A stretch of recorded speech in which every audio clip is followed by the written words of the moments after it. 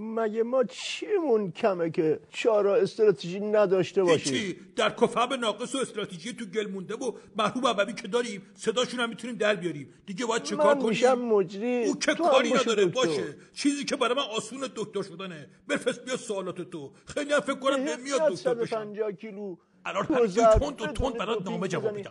از الف نون به دال جیم شین بیاد که رو کورنری که خودت نگو بلند شو هد بزنه شرمنده اخلاقت تو راش نکنی.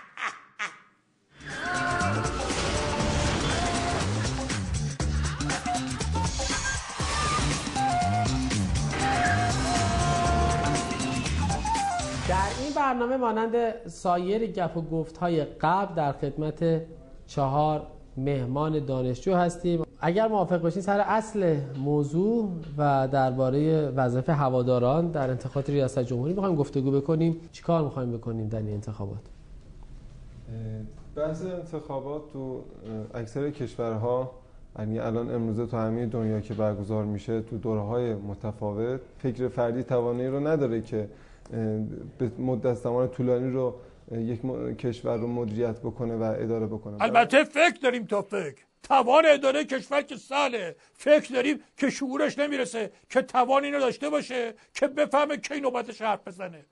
فکر کردی چون یه من ریش داری با تو اول حرف بزنی؟ ناکس، نوبت رو من اینجا میدم. ولی حالا بگو، چون خیلی این پا میکنی وضعیتت اورژانسیه، ممکنه یادت بره. بقیه هم کمچین توفیقی نیستن. بگو ببینم. کسایی که احساس کردن که توانایی رو دارن و در عرصه حضور پیدا کردن رو یکی از این افراد رو انتخاب میکنن و حالا افسار کشور خودشون رو دست اون میسپارن. افسار چیه؟ برادران دقت کنن، اینجا با ادبیات درونی بسیج صحبت نمی‌کنیم ما.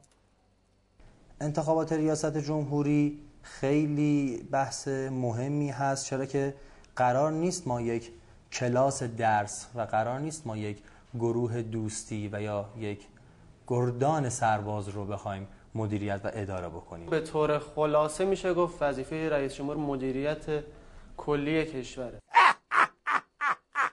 من البته خیلی برام سخت بود که خودم رو نگه دارم و پقی نذارم زیر خنده با این چرت و چولهایی که اینا گفتن. به نظرم برای که تصویر تکمیل بشه یه فرصتی بدیم به اون مجسمه ابوالهول که اون نشسته یه حرفی بزنه، چون دور اول هر چیز زور زد، هر چمی مجری بدبخت چه ابرو اومد براش نتونست یه چیزی بگه، یعنی چیزی گیر نیاورد که حرفی داشته باشه که بزنه. میشه گفتش که مهمترین اصل این جامعه وحدت به صورت کلی تو جامعه این برای همه افراد باب بشه که هر نامزدی داره میاد با هر عقیده و عقایدی که بیاد، بعد از اینکه به تایید شورای نگهبان رسید مردم مواظب هستن به اون نامزد احترام بذارن. خب کمیدم من قبل از جلسه همتون رو جمع کردم، گفتم حرفاتون باید همراه چی باشه؟ این شور همراه با شعور باشه. یه سری چیزا رو باید در نظر گرفت. خب برای همین بود دیگه. عجب بدبختی گیر کردیم. بینندگان عزیز، شما همچنان بیننده برنامه گپ و گفت هستین. کاری از تو هم حرف نداری اما میخوای یه جوری خودتو قاطی بکنی. چه بدبختی گیر کردیم. مرحوم ابوی همیشه میفهمودن مثلا بهادر عرض میکردم بله، میفهمودن که مشنگه نون خریده بود با خودش، داشت میبرد خونه، تو راه از جلو لواشی رد شد، دید که نونا دارن تو دستگاه میچرخن، گفت آقا چقدر میگیری این نون منم یه دور سواشه. حالا سوار شدی بشی وردست کنار دست بحث و ادامه بدی. ببینین میز انتخابات که چیده میشه، اگه بد چیده بشه فک صاحب و میزو وادار میکنه به پیاده روی سنگین. یه مثال مشخص سمعی و بصری الان براتون میزنم که هر بسیجی هم دیگه بفهمه. همین الان این میز دکور که شما اینجا نگاه میکنین جا پاش این وره، اما برعکس گذاشتنش، یعنی اونی که چیده از نظر فهم و شعور خیلی ذوب در ولایت بوده. حالا خودتونو بذارین به جای اون بدبخت بسیجی پادرازی که اونجا نشسته. یه لحظه فکرشو بکنین، بهتون بگن پاتون رو جمع کنین تو شکمتون برای نیم ساعت، بعدم یه بحثی بکنین راجع به انتخابات که اصلا به گروه خونتون نمیکنه. خب این یعنی فشار سنگین، هم از بالا هم از پایین. دو طرف فشار باعث شده که طفلی اینطوری سرش با پاش شوتیه ضرب بازی کنه موقعی که داره بحث میکنه. حالا شما حساب کنید که مقام عظمای بدبخت که از 60 طرف زیر فشاره دیگه چه وضعیتی پیدا میکنه. ازش بگذاریم و همین اشتباهات رو نباید بهش گیر بدیم. نوع اشتباه خیلی مهمه. اشتباه اجرایی بوده. و نباید از این به قول معروف میگن آتو بگیریم و تو روایت انتخابات پیشین بابا، شما رو آوردی بهتون، نشوندی بهتون پشت میز، خودتون رو گم کردی. به جای اینکه خجالت بکشین که دیگه بقیه بسیجی‌ها چیان که گلای سرسبدشون برای جلو دوربین، شما 4 تا کاکتوس بیخاصیتین. اصلا بحث رو عوض میکنم. در جهان امروز سرعت حرف اولو میزنه.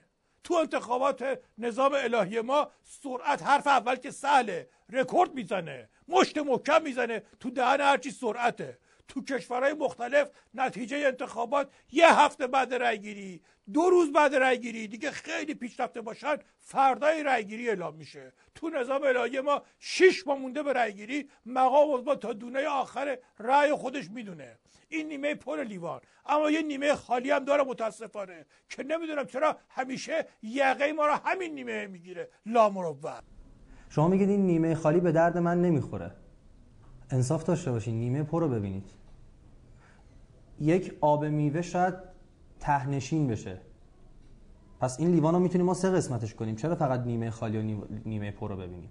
3 قسمت میکنیم، میگیم یک نیمه خالی داریم، یک نیمه پر داریم ولی غلیظ نیست و غلظت نداره. نیمه غلظت دار رو ببینیم. انصاف داشته باشیم، ما بدونیم که این نیمه غلظت دار با این ترکیب میشه. اگر این نیمه بی غلظت نباشه که اینو نمیتونیم ترکیب کنیم، اون غلظت رو ما بخوریم گلومون رو میسوزونه. پس این نیمه خالی نیازه. اولا خاک بر سرت که مثالم که میخوای بزنی از توش ساندیس میریزه بیرون.